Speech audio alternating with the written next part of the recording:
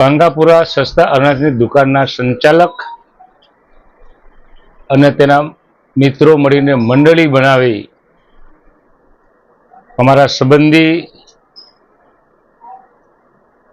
ને જે માર માર્યો છે એની ખબર કાઢવા આવ્યા હતા અને તમે બધા ભેગા થઈ ગયા ને સોનામાં સુગંધ ભળે એવું થાય. આ જે બનાવ બન્યો છે એ બનાવ એક જિલ્લા પંચાયતના સદસ્ય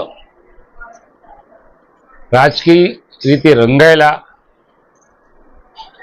આ ભાજપના રાજમાં ભાજપવાળા કોંગ્રેસવાળાને દબાવવા માટે પણ પ્રયત્ન કરતા હોય છે. ગામમાં કોઈ માથું ઊંચકે તોય માથું ઊંચવવા નહીં દેવાનું અને એમને બધી જે કંઈ લીલા કરવી હોય એ લીલા કરે છે. આ લીલાનું પરિણામ છે.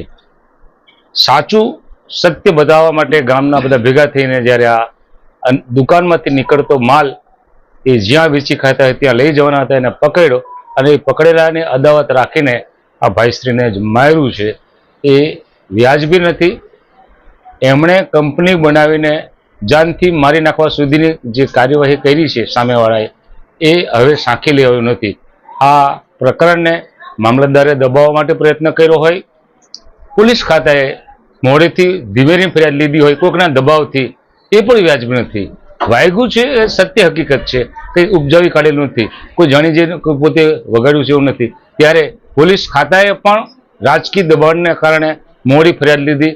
મામલતદાર શ્રીએ પણ સીલ જે માર્યું હતું એ સીલ તોડતા પહેલા જ અનાજવાળાએ અનાજ વેચવાનું કામ ચાલુ કરી દીધું છે.